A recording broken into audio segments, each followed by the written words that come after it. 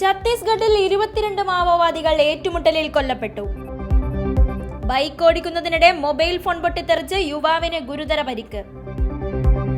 ജമ്മു കശ്മീരിൽ 2 മാസത്തിനുള്ളിൽ 17 ദുരൂഹ മരണങ്ങൾ. പകുതി പേരും മരിച്ചത് വിഷമുള്ളിൽ ചെന്ന്.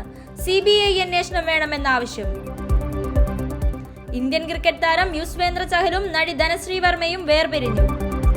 ഗസയിലെ ഇസ്രായേൽ ആക്രമണത്തെ അപലപിച്ച് ഫ്രഞ്ച് പ്രസിഡന്റ് ഇമ്മാനുവൽ മാക്രോൺ.